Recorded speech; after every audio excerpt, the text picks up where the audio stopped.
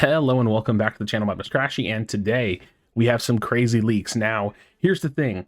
I often forget that El Chico Eevee actually posts leaks in the actual Discord, the Reddit Discord for Pokemon Unite, and there's more information, the full move set for Aegislash, and something really special, some ranked rewards potentially down here, but we'll look at that in just a second, so stick around for that. Drop a like on the video and maybe consider subscribing if you're not already. Let's dive into the full Aegislash kit. Now, I actually knew that this leaked, but I hadn't had time to get to it, so let's talk about it, because the full kit is leaked, like the full abilities, the passives, everything. So let's look at it. So passive number 1 is No Guard, increases received damage and dealt damage. So you take more damage and you deal more damage. Cool. Passive 2 is Stance Change, allows the Pokemon to switch between Blade form and Shield form. We know this. Using Blade move changes the user to Blade form, which increases the user's movement speed, attack, and basic attack speed. Using a Shield move changes them to Shield form, and its defense and SP defense are increased. So pretty basic from what we were, kind of understanding, but it increases their movement speed and their attack speed, which is cool. I was just expecting it to increase their attack stat, so that's cool. For a short time after switching from Shield form to Blade form, the Pokemon's movement speed and basic attack speed are further increased. So it's got like a burst to it as well. So really, really cool. Basic attack, the user slashes at opposing Pokemon in front of itself, dealing damage to them. I think this is like the boosted basic. If the boost count is 1 or more, the user's basic attack becomes a boosted attack that changes as follows. So when in Blade form, the user swiftly pierces through opposing Pokemon. That's that Greninja boosted auto that we kind of have seen, dealing damage. When in Shield form, the user rams opposing Pokemon, dealing damage and leaving them unable to act for a short time.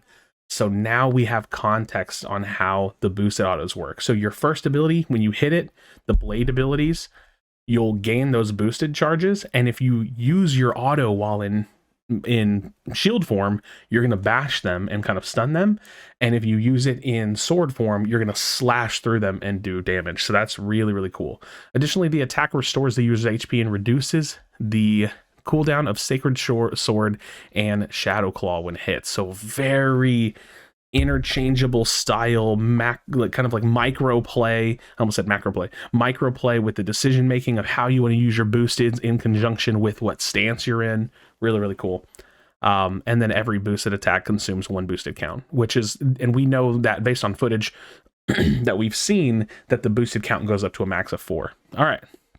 So Shadow Sneak has the user cast a shadow in the designated direction, dealing damage to opposing Pokemon it hits. After the shadow hits an opposing Pokemon or travels its maximum distance, the user warps. So this is that first ability you get, that teleport. And then we have Iron Defense. This is the other first ability. I'm kind of skipping ahead. Envelops the user in a powerful protective force for a short time.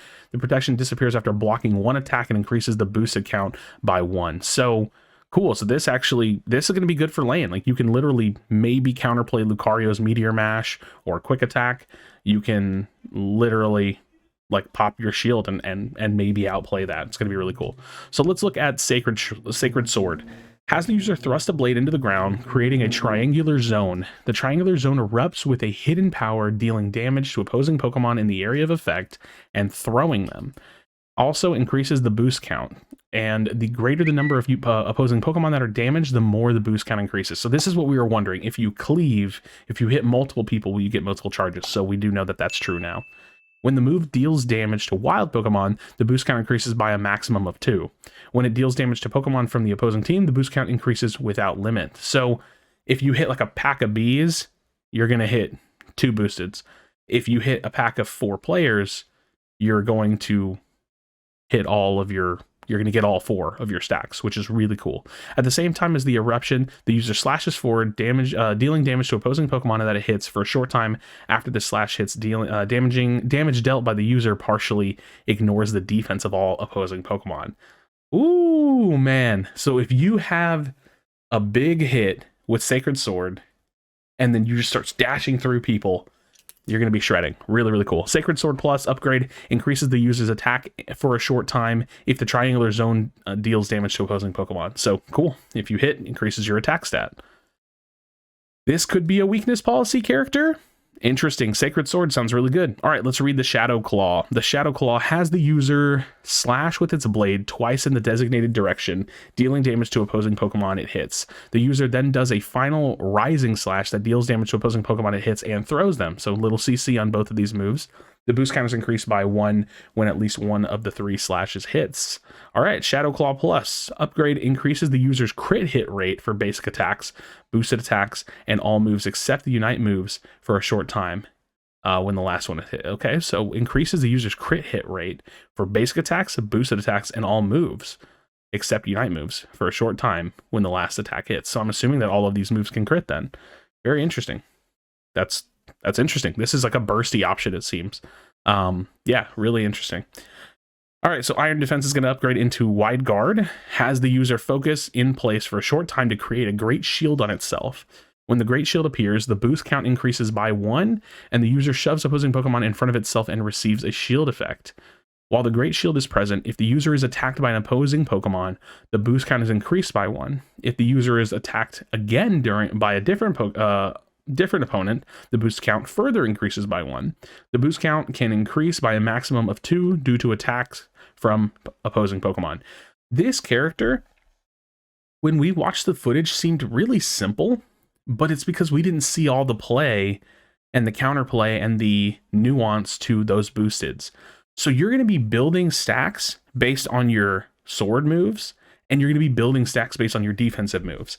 So you're going to be like hitting players, knocking them up, slash, maybe shield bash. You're going to block something, get stacks, slash. It's going to get really kind of zippy, I think, and it's going to be really, really interesting. When the Great Shield is present, the user is attacked by opposing Pokemon. The boost count increases. Okay. The boost count can increase by a maximum of 2 due to attacks from opposing Pokemon. So that's 2 stacks right there. Shadow Claw can give you 4. Like it's, or I think Sacred Sword can give you up to 4 if you hit a full team. Like this is really interesting. All right, if all of the HP that is gained from the user's shield effect is depleted before the Great Shield disappears, the user performs a shoving move. This further increases the boost count by 1 unconditionally. Okay, Wide Guard Plus upgrade reduces this move's cooldown. Sounds great. All right, Iron Head has the user barrel in the designated direction, dealing damage to opposing Pokemon it hits. Also increases the boost count by 1, and the user protects itself with a special shield for a short time afterward. This shield doesn't protect the user from hindrance, but it can nullify damage. So this shield will literally just stop. It's a Calm Mind Plus, right? Will not nullify damage. Probably from multiple sources though. When the shield blocks an attack, it disappears. Okay, so never mind. And the user's boosted count is increased by 1. So yeah, it's a Calm Mind Plus, more or less. Iron Head Plus also increases the user's attack for a short time when an attack is blocked by the special shield. Okay, cool.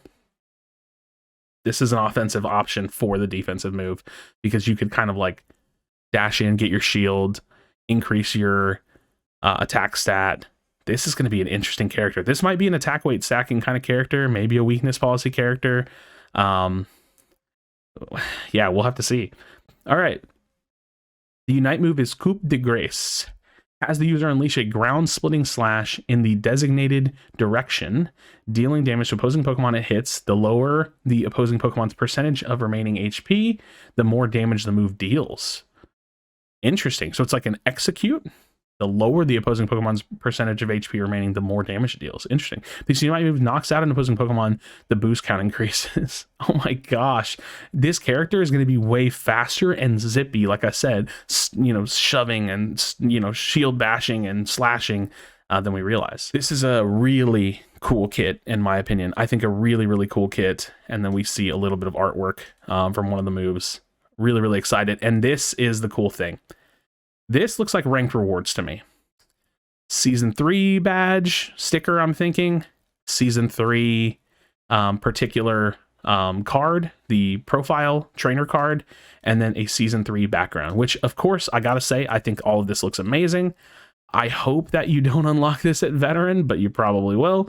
So this is like a minimum of getting this at Veteran. I don't know if there's more of these that we're going to get for every rank. I don't really know, but it looks like the 3 is correlated to Season 3. So we'll have to see, but this is a step in the right direction at minimum for ranked rewards, something that I've been really, really kind of pressuring because if this border and this background and this sticker are all season 3 rank rewards, that means that they will not come back to the game. And that is awesome. Exclusive rewards for wanting to hit a high rank. That said, if it's only veteran, hey y'all, editor Krashy here, it's actually master rank rewards. So my theory about them being veteran rank rewards, not going to be the case. It looks like these are the top end master rank rewards. So yeah, there's that. And then the trainer outfit. Now, I'm hoping again that this is just the veteran versions. Like we're going to see ultra master versions, maybe even higher than that. I don't know if they'll ever do that, but I'm hoping that we'll see that.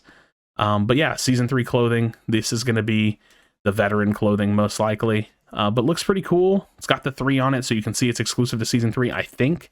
Would love to see some iterations for higher ranks as well, but again, a step in the right direction. So that's kind of the leaks that we're going over today. We have the full Aegislash kit, which I think sounds amazing, and I'm so excited to see the scaling on it, to see if, you know, maybe this is like a buddy barrier, attack weight, score shield kind of character. Maybe you go weakness, policy, muscle band, you slash through and melee a bunch with a buddy barrier. Who knows? We'll have to wait and see. But as always, friends, let me know your thoughts in the comment section down below. I would definitely love to hear it. Be sure to be kind to one another. Tell someone that you love them, and I'll see you on the next video.